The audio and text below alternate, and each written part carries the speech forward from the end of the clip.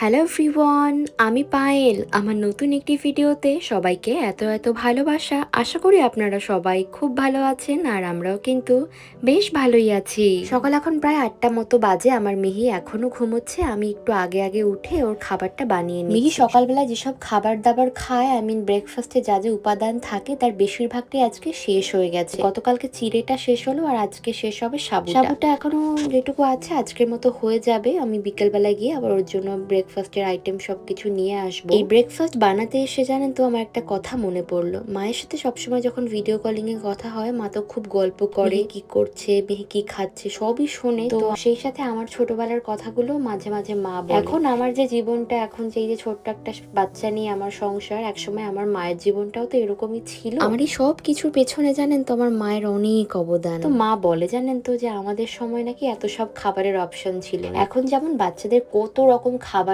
তালিকা, কিন্তু আমাদের সময় কয়েকটা গোনাগাথা খাবারই ছিল।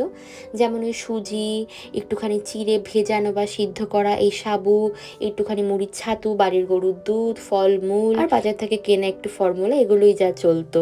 মায়ের ওই কথা শুনে জানেন তো আমি প্রায়শই না মিহিকে সাবু বানিয়ে দেই। সুজিটা আমার খুব একটা দেয়া হয় না, অনেক ছোটবেলায় কয়েকবার খেয়েছে। তবে সাবুটা ওকে আমি খুব দেই আর ও ভীষণ আনন্দ করে খায়। আমি না আজকে সাবুটা বানাচ্ছি ওর জন্য কলা দিয়ে, একটু বাদামের গুঁড়ো পরে অ্যাড করে দেব। বাড়িতে মাখানার গুঁড়ো থাকলে আমি সেটাও দিই, যদিও গোটাটা এখনো আছে, আমাকে ডাস্ট করে আবার প্যাকেট করতে হবে। এই ব্রেকফাস্ট বানানো শেষ হতে না হতে ওদিকে আবার আমার মিহি ঘুম থেকে উঠে পড়েছে। ভালো আছো? ভালো। Bye bye bye. তাই তাই তাই মামা বাড়ি যাই। তাই তাই তাই মামা বাড়ি যাই। মামা বাড়ি ভারী মজা কেলচর নয়। তাই তাই তাই তাই তাই তাই। আনসল্টেড যে বাদামগুলো কিনতে পাওয়া যায়, আমন্ড, ওটা আমি গুঁড়ো করে রাখি, এর মধ্যে একটু মিশিয়ে দিয়েছি। হ্যালো, বলো আমাদের খাবার রেডি। আমরা এবার খেয়ে নিব, খেয়ে নিব। আমরা এবার খেয়ে নিব। একটা হাম্পি দাও তো মাম্মা। Thank you. মিমিদের একটা হাম্পি দাও। একটা হাম্পি দাও, মিমিদের একটা হাম্পি দাও। উলে বাবলে বাবলে বাবলে। হাঁটতে হাঁটতে মিমিদের একটা হাম্পি দাও। এই গেল একটা দাও, এই গেল একটা দাও, এই গেল একটা, এই গেল, এই গেল, এই গেল, দাও দাও। Thank you. চলো। আমার দাদার মেয়ে আর আমার ননদের মেয়ে, এই দুটোকে না আমি ছোটবেলা থেকে বড় হতে দেখেছি। সমস্ত রকম অ্যাক্টিভিটিও দেখতাম এদের। তো এরা দেখতাম ঘুম থেকে উঠে খুব কান্নাকাটি করতো। আমার বৌদি আর আমার ননদ দুটোই ওই বাচ্চাদেরকে ঘুম থেকে ওঠানো নিয়ে কি যে ঝক্কি পোহাতো আমি লক্ষ্য করতাম। কিন্তু ফরচুনেটলি আমার কিন্তু কোনো ঝক্কি পোহাতে হয় না। আমার মিহি ঘুম থেকে উঠেছে এই ছোট্টবেলা থেকে এখনো অব্দি নো কান্নাকাটি। ঘুম থেকে উঠে হাসি মুখে আমাকে জড়িয়ে ধরবে, কিংবা বিছানা থেকে নেবে আমাকে খুঁজতে যাবে, কিংবা তাই তাই করবে। মানে ও না এক কথায় খুব চিল মুডে থাকে আর কি, বুঝলেন? তো যাই হোক, এখন অবধি তো কান্নাকাটি করে না, আর একটু বড় হলে কি হবে জানি না। মেহের ঘুমের সময় নিয়ে ওর বাবা খুবই স্ট্রিক্ট, আমি আপনাদেরকে আগেও বলেছি। হয়তো ওই কারণে মিহির ঘুমটা পূর্ণ হয় বলে ও একেবারেই ঘ্যান ঘ্যান করে না। তো সেই দিক থেকে আমি মোটামুটি লাকি। যদিও একটু বড় হলে যখন ওর দুই দিদির মতো পড়াশোনার চাপটা একটু বাড়বে, তখন হয়তো একটু ঘুমের ঘাটতি পড়বে, তখন হয়তো ঘুম থেকে ওঠা নিয়ে একটুখানি অশান্তি হলেও হতে পারে। আর আজকাল এমন হয়েছে জানেন, আমি ঘরে যে কাজটা করব, যেই ভাবে করব, ও আমাকে কপি করবে। ওই যে একটু আগে আমি আয়নাটা মুছলাম, টিস্যু কুড়িয়ে এনে কোত্থেকে এখন নিজে মোছামুছি শুরু করলো। আচ্ছা, আপনাদের কাদের কাদের এই অভ্যেসটা আছে বলুন তো? আমার যেমন কারো চিরুনি, কারো টাওয়াল বা গামছা, যেটাই বলুন না কেন, বা কারো এই বালিশ, শোয়ার যে পিলো, এটা আমার নেয়া একদমই পছন্দ না। অন্যেরটা ইউজ করা একদমই ভালো লাগে না। তো দেখুন, আমি এরকম ভাবে কাঞ্চনের নামের নিচে ড্যাডি আর আমার নামের নিচে মম লিখে রেখেছি। যত বড়ই কাছের মানুষ হোক না কেন, আমার একদমই পছন্দ নেই। ইভেন আমাদের বাড়িতে টাওয়াল আলাদা, খাওয়ার থালা আলাদা, এই বালিশ যেমন আলাদা, তেমনি চিরুনিও সবকিছুই আলাদা। আমার একদম পছন্দ নেই এগুলো। আমার কাছে মনে হয় খুব একটা ভালো না, আনহাইজেনিক। তো এটা বরাবরই আমাদের বাড়িতে সবসময় আলাদাই থাকে। ঘুম থেকে ওঠার পর আমি সবসময় যেটা করি, আগে মিহিকে খাইয়ে দিই, তারপর মুখ ধুয়ে পরিষ্কার করে ওকে আবার খেলতে দেই। ওই দেখুন, ওদিকে কিন্তু টিস্যুতে মোছামুছি চলতেই রয়েছে। গতকালকে একটা ভিডিওতে আপনারা দেখলাম অনেকেই কমেন্ট করেছেন যে মিহিকে আমি কেন কোলে শুয়ে শুয়ে খাওয়াচ্ছি। না, মিহি একেবারেই শুয়ে শুয়ে খাবার খায় না। মিহি 3 বেলায় বসে বসেই খায়। খুব তাড়াতাড়ি বা খুব খিদে পেলে, কান্নাকাটি করলে তখন একটু কোলে নিয়ে খাইয়ে দিই। আদারওয়াইজ মিহি সবসময় হাই চেয়ারে বসেই খায়। আমি মিহির খাবার দাবারের ভিডিও খুব একটা দেখাই না, আপনারা যারা আমার ভ্লগ প্রতিদিন দেখেন তারা নিশ্চয়ই জানবেন। তো বাড়িতে আমার হাই চেয়ার আছে, সেটাও নিশ্চয়ই আপনারা দেখেছেন। আসলে ওই দিন যেহেতু আমরা হোটেল রুমে ছিলাম, সেখানে সবই সাদা রঙের, সবকিছু ফ্লোরেও রয়েছে কার্পেট বেছানো। পড়ে গেলে ভালো হতো না, সেটা আমার যা মনে হয়। আর ওর প্রচুর খিদেও পেয়েছিল, ওই কারণে তাড়াতাড়ি করে পেটটা ভরানোর জন্য আমি ওকে কোলে করে নিয়ে খাইয়েছি। যাই হোক, মিহি সবসময় চেয়ারে বসেই খায়। তবে আপনারা যে এত সুন্দর সুন্দর কমেন্ট করেন মিহিকে নিয়ে, মিহির ব্যাপারে এত কনসার্ন দেখান, তো তার জন্য সত্যিই আমি আন্তরিকতা ফিল করি। ওইদিকেও খেলাধুলো করছে। এই ফাঁকে যতক্ষণ চুপ আছে আমি যেটা করব, রান্না করবো। আজকে না আমার রান্না বান্না করতে একেবারেই ভাল লাগছে। মাঝে মাঝে এমন হয় আমার রান্নাঘরে আসতে ইচ্ছে করে না। সেদিন আমার রান্না করতে এত দেরি হয়, খুব ঢিলেমি দিয়ে কাজ করি, তো ওই জন্যই এমনটা হয়। কি রান্না করব খুঁজে পাচ্ছিলাম না। আর মাছও আমি কালকে রাতে বের করিনি। এখন মাছ বের করে যদি ওটাকে নরম করে রান্না করতে যাই, তাহলে আপনারা ধরে রাখুন আজকে আর রান্না বান্না হচ্ছে না। আর যেদিন আমার রান্না করতে ইচ্ছে করে না, সেই দিন না আমার মনেও থাকে না কি দিয়ে কি রান্না হবে, কোন দিন কি দিয়ে রান্না হবে। এটা ভেবে ভেবে রান্না করা, এটা যে কি বিরক্তিকর একটা কাজ, আমরা যারা হোম মেকার আছি তারাই বোধহয় কেবল জানি। তো যাই হোক, ঝটপট করে ফ্রিজ থেকে 4টে মতো ডিম বের করলাম, একটু পেঁয়াজ কুচি, একটুখানি কাঁচা লঙ্কা কুচি, নুন ছিটিয়ে একটা মোটা অমলেট বানিয়ে নিলাম। সেটাকে টুকরো টুকরো করে কয়েকটা বানিয়ে নিলাম আর বেশ কড়া করেই ভাজলাম।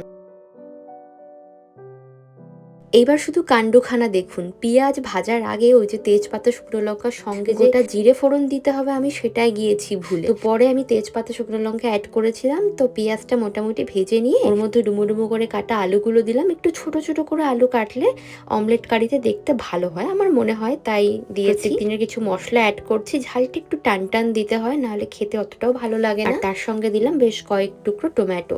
এবার অল্প একটু জল দিয়ে ভালো মতো এটা কষাবো ঢাকা দিয়ে।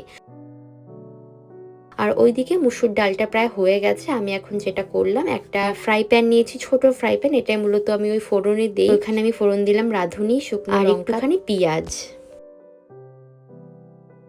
অনেকক্ষণ ধরে খেলাধুলো করার পর হয়তো আর ভাল লাগছিল না, একটু লোনলি ফিল করলে তখন আমার কাছে এসে মামা করে। আজকাল আবার মা করতে শিখেছে জানেন, এমন ভাবে পা দুটো আমার জড়িয়ে ধরে আর কোলে না নিয়ে উপায় থাকে না। একটু কিছুক্ষণ কোলে নিয়ে ঘুরলাম। আর কোলে নিয়ে রান্না করতে না খুব কষ্ট হয়, এখন তো অনেকটা বড় হয়ে গেছে, তো একটা হাত দিয়ে কোলে নিতে সত্যি হাঁপিয়েই যাই। তো যাই হোক, একটু ভুলিয়ে ভালিয়ে আবার রেখে আসলাম খেলনাগুলো দিয়ে। আর এদিকে ডিমের ঝোলটা হয়ে গিয়েছে, ওদিকে ডালটাও আমি নামিয়ে নিয়েছি। এইরকম ভাবে আর ডিমের অমলেট কারি রান্না করলে একটু টান টান নুন ঝাল দিয়ে সেটা ভাতের সাথে যেমনি খুব ভালো লাগে খেতে, আবার ভালো হয় রুটির সাথে যদি আপনি খান। ডিমের অমলেট কারি সে তোমার এমনিতেই প্রিয়। তো যাই হোক, রান্নাটা খুব ভালোই হয়েছে। শেষের দিকে একটুখানি নুন আর একটু ভালো মানের গরম মশলা। ভালো মানের গরম মশলা মানে অবশ্যই কিন্তু মনে রাখবেন বাড়িতে বানানো গরম মশলা।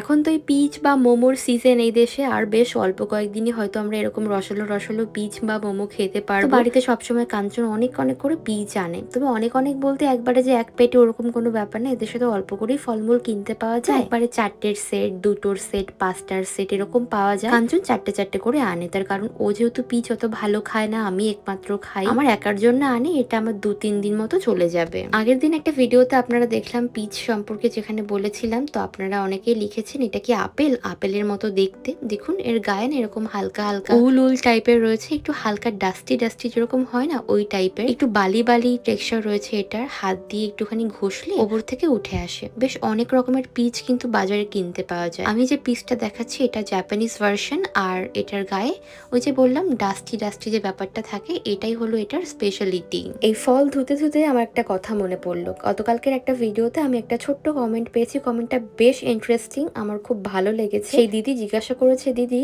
জাপানে কি টিকটিকি দেখেছো বা টিকটিকি আছে, যেমন আমাদের ইন্ডিয়াতে ঘরে টিকটিকি থাকে? দেখুন, আমি যে বিল্ডিং এ থাকি, এই বিল্ডিং এ আমার আজ অব্দি কোনোদিনও টিকটিকি চোখে পড়েনি। তবে হ্যাঁ, আমি অনেক আগে একবার একটা পুরোনো বিল্ডিং এ গিয়েছিলাম, সেখানে আমার এক পরিচিত থাকতো, সেখানে আমি বেশ বড় বড় টিকটিকি দেখেছিলাম। ঘরে দেখিনি, ওই বিল্ডিং এর করিডোরস কিংবা সিঁড়ির উপরে ওভাবে দেখেছিলাম। জাপানে সাপ, ইঁদুর আর বেজি অনেক অনেক আছে। বেজি তো প্রায়শই দেখা যায় ঝোপে ঝাড়ে গেলে। যাই হোক, দেখুন কথা বলতে বলতে আমি ফলগুলো ধুয়ে নিলাম। দেখুন কি সুন্দর লাগছে তাই না, রংটাই কি চোখে ধরার মতো। আর ওপরের যে উলগুলো সেগুলো আমি সাবান দিয়ে ধোয়ার ফলে উঠে গিয়েছে। ভালোই হয়েছে, ফল কাটার সময় আর হাতে জড়াবে না। বলতে মোমো আমার যে কি ভালো লাগে, মোমো পিচ ভীষণ টেস্টি, আমার কাছে তো খুবই পছন্দ। কাঞ্চনের অতটা ভালো লাগে না। কি হয়েছে মাম্মা? এসো। তো এখন বাজে প্রায় 11টা মতো, আমি এখন মিহিকে স্নান করিয়ে দেবো। মোমোগুলো ধুয়ে রাখলাম, রান্না বান্নাও তো হয়ে গেল।